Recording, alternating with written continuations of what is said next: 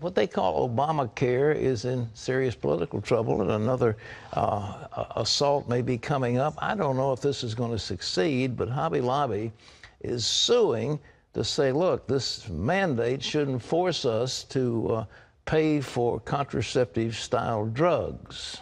That's right. Christian businesses are challenging the Obamacare contraception mandate because they say it violates their religious freedom. Heather Sells has the story.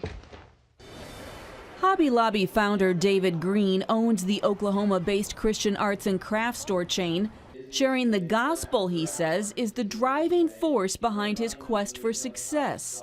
There's so many decisions that we have to make that we just can't make without God, the Holy Spirit guiding us, and it has been very important for us and our family to lean on the Holy Spirit. Green employs 13,000 full-time employees and does his best to care for them. Over the years, he's raised the minimum wage to $11 an hour and closed his stores on Sundays to allow employees time for family. But he objects to the Obamacare mandate that requires employers to subsidize birth control as a part of employee health care benefits. Green believes life begins at conception and opposes birth control that prevents the implantation of a fertilized egg in the uterus. Hobby Lobby and about 40 other companies have filed suit over the requirement. The Supreme Court will now decide whether the religious views of company owners can trump a government mandate. This would be the first time that the Supreme Court has ever recognized that corporations are protected in their religious liberty in the same way that living, breathing human beings are.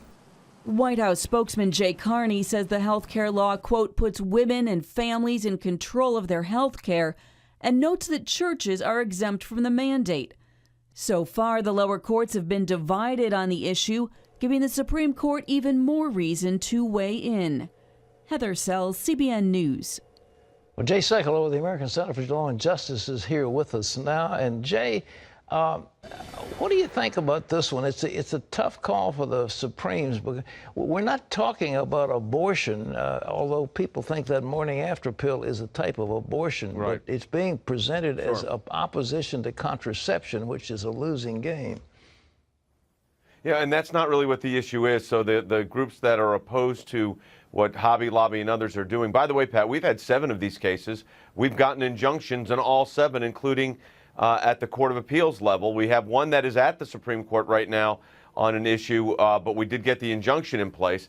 The question is this: do corporations have the right to free exercise of religion? In other words, can a corporation's owners put forward through their company their faith and values? Remember, the Supreme Court held just a few years ago that the First Amendment right of freedom of speech applied to corporations. So now the question really is, does it apply, the free exercise clause apply to corporations? And while the other side's trying to say it's all about contraception, it's really not. You've got a situation where business owners like Hobby Lobby and others sincerely object to this portion of the mandate of Obamacare, which is this requirement of what they consider, as you just mentioned, like the morning after pill, abortifacient. They want those not to be part of their plan. They're not saying people can't get them. They're just saying they don't want to pay for them. So I think the court's going to be very closely divided. The key vote to look for here is Justice Kennedy. And, you know, he tends to decide these cases tending towards liberty. And I think the liberty interest of the owners of these companies trump anything else. So cautiously optimistic, but it's going to be a very, very close and, quite frankly, a very complex case. Well, it's being pitched by the opposition as this is going to be denying women the freedom to have contraception. There's no such thing. Nobody's denying it. They just don't want to pay for it. Is that the way? That's exactly right. I was on CNN yesterday and debate on this, and that's what was brought up. Well, what about, I said, the free exercise rights of these business owners? The counter was, what about the reproductive freedom rights of these women? They're not interfering with those. They're just simply saying, we don't think the government should compel us to pay for this. Okay. And that's really what this is about. Can the government be in a position to compel a business owner to violate their conscience? And I think at the end of the day, the answer should be no, as it has been in our 7 cases. But this is going to be closely divided. Arguments will be probably sometime in February, with a likely February, March, likely outcome the end of June. Cautiously optimistic, but a very close call. You've been suing the IRS. The IRS did some bad things under Lois Lerner in terms of 501c4 groups. What are they trying to do now? They're trying to come, is it an end run to try to limit free speech again? Yeah, change the rules in the middle of the game. So we've got litigation pending right now with 41 cases. Not just Tea Party groups, by the way, but other conservative and Christian organizations. And the IRS is proposing a game change, a rule change, in the middle of the proceedings.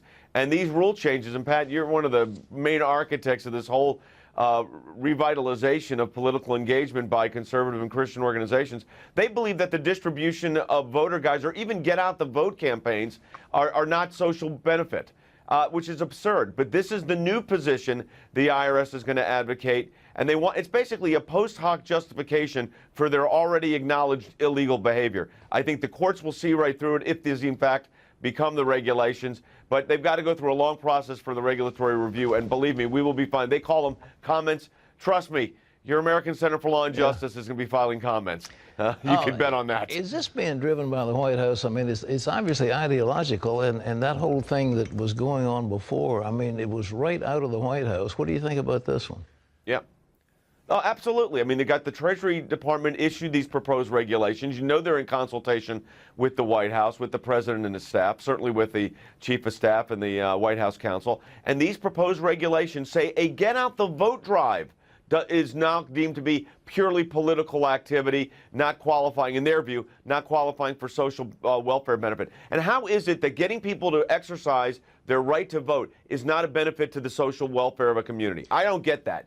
And the IRS is applying these 30-day and 60-day prohibitions for distribution of voter guides.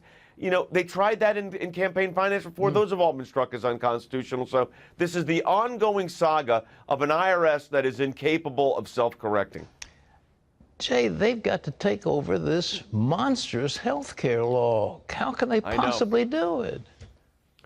You know, Pat, they can't. I mean, that's the real nexus here. That's the real connect you have to draw, and you just did it so well, is that the IRS is the enforcement vehicle for Obamacare.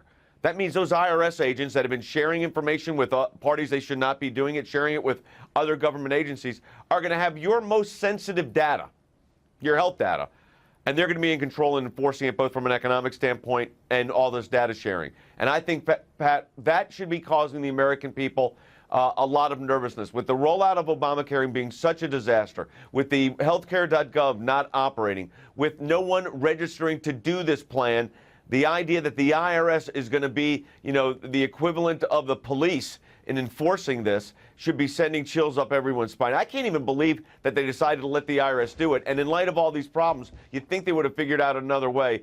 But hopefully Obamacare falls on itself and we don't have to deal with the IRS. Well, how's the case you've got, the ACLJ has got against the IRS? How's that proceeding? Pat, we've just filed a recently amended complaint adding additional parties, including the IRS White House counsel, additional counts. And in fact, these proposed guidelines actually help us in the sense that it proves that what the IRS was doing before was targeting and it was illegal.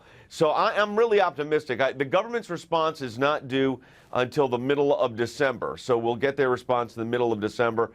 They've got both the Department of Justice Tax Division as well as outside counsel defending these individuals that are employed by the IRS in their official and individual capacities. So there's a lot of lawyers involved. It's one of the biggest suits we've ever handled. But, Pat, they've acknowledged the wrongdoing here. They can correct this, by the way, very quickly. They're just right now incapable of doing it. Those applications that have been pending for 3 years are still pending.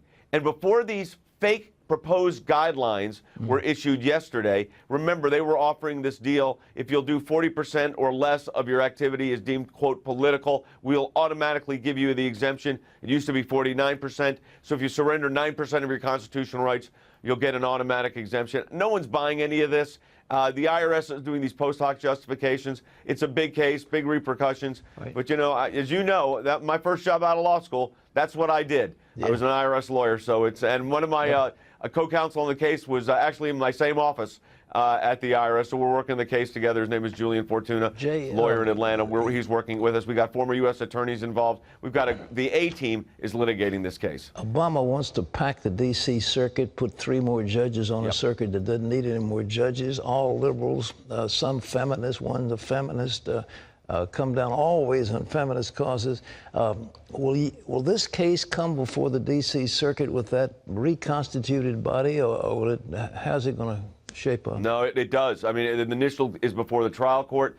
If it were to go against us, we would appeal it. If it goes against the government, they're going to appeal it. And yes, it's going to go before the D.C. Circuit and depend on who the panel is. And if you have, as you said, if you have an en banc review, an entire court review, you'll end up with all these new judges. Here's the problem with the 3 judges. I mean, I know one of the judges very well, who was an assistant solicitor general of the under Bush's term and under President Obama. And she's a very bright lawyer. But the fact is, that's not the question. The question is, are these judges needed? And when I testified before Senator Sessions' committee on the courts, there was a real question as to the workload of these courts that are at their all-time low in the last 10 or 15 years, that the 11th Circuit, which has fewer judges and a higher caseload, they're not behind. The judges are not behind at the D.C. Circuit. So this is nothing short of court packing. The president said he wants to remake the judiciary, and by exercising the nuclear option, he's going to do that. But Pat, what is good for the goose is good for the gander. And that means what's going to happen here is when the Republicans are back in control, which will happen one day, in the Senate and in the White House, look out on who's going to be appointed. There should be no holds barred on these judicial appointments. The gander had better win some elections. Jay, thank you so much, and happy Thanksgiving. Appreciate everything you're doing. Happy Thanksgiving to you too, Pat. All right. And to Dee Dee. Yep, great. Well, the Northeast is getting hit with a massive winter storm. John Jessup has that story from Washington. Here's John. Pat, from Florida to Maine, millions of people along the eastern seaboard are dealing with snow, sleet, and rain today from a nasty storm system. It's threatening Thanksgiving plans on one of the busiest travel days of the year, with dangerous roads and hundreds of delayed or canceled flights. In North Carolina, widespread damage after a possible tornado touched down, damaging homes, knocking down power lines, and injuring several people. Well, 6 months ago, one of the most destructive tornadoes ever recorded leveled parts of Moore, Oklahoma. One organization known as Mercy Chefs tried to make the first Thanksgiving after the storm a memorable one for the community south of Oklahoma City. Mark Martin has the story. The massive EF5 tornado injured nearly 400 and took the lives of 23 people, including 7 children at Plaza Towers Elementary. 210-mile-per-hour winds destroyed the school.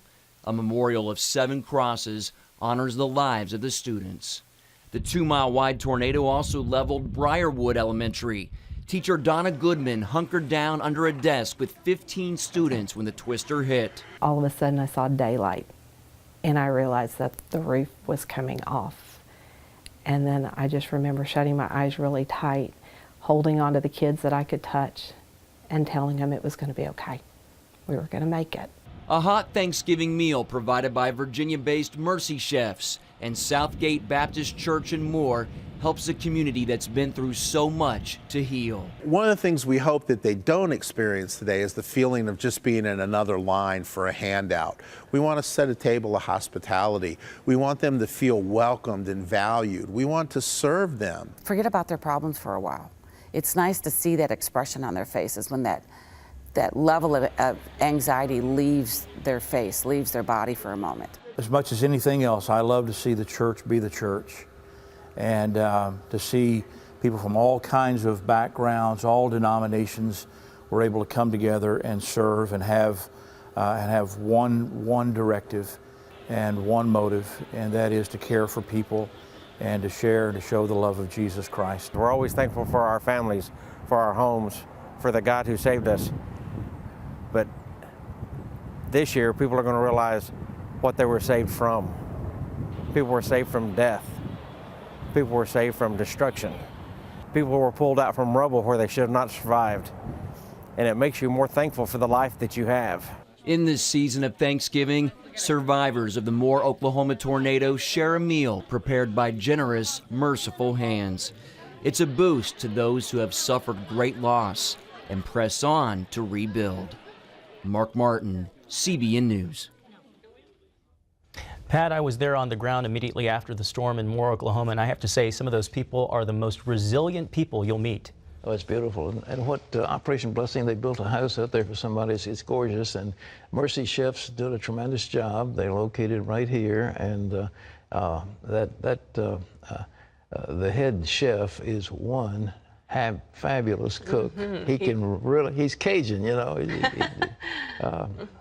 Well, in any event. Well, folks, a few days ago, I showed you the Sotheby's catalog, and it showed the first book that was printed in America. It is the Bay Book of Psalms, published in the year 1640, the early days of our nation. Well, it went up for auction yesterday, and ooh, the price is a shocker. Here's John. Pat, that's right. The tiny Book of Psalms, published nearly 400 years ago, has set a record for a book sold at auction, going for $14.2 million at Sotheby's in New York. The Bay Psalm book is believed to be the first book printed in what is now the United States. The book was one of two owned by Boston's Old South Church. The church sold it to increase its grants and fund its ministries. American businessman and philanthropist David Rubenstein bought the book. He plans to lend it to libraries around the country. Pat, I could have sworn that you were supposed to ask Dee Dee about placing a bid for that book. Well, you know how it is. She's so conservative. I'm afraid I'm not writing checks in that number anymore, brother. Thank you anyhow for the compliment. 14 million, right? 14 million. One book. Yeah. You're going to put it in your library. Okay, stick that in the You think it's worth it? You think it's worth it?